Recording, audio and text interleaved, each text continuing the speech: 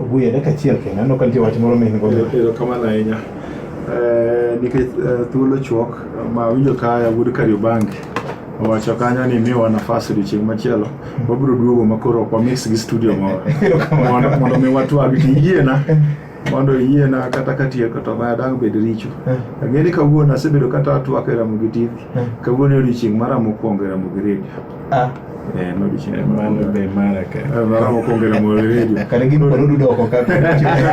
Kuni yiena agone jowinjo erokamano. Tiyiena bende kiyie to ang'eyo ni jouta winja gi nyithinda. Nyanya kach gi nyabiya mang'eyo ni winja kanyo. Agoni erokamano. Sipa siyo Evans bowacho ni omera winjo ka twak dhi maber ng'e wera Maurice. Erokamano ahinya. Koro katieko adwa mana kwayo oganda ma joluo ni higni machon ne ng'ato ka ng'ato ng'iyo kaka pacho ti to inform ni to progress ma pacho timo nang'o.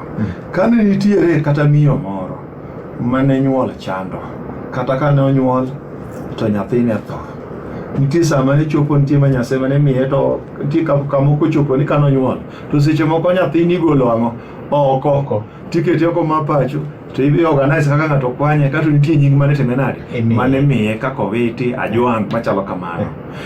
Joluo ne gin joma nolony king'iyo ka nitiere factors modino mbele pacho progress ma pacho to ing'iyo kaka niloko dhoch.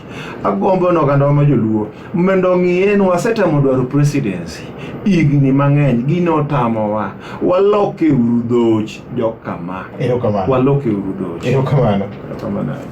Kar chuny Jaluo.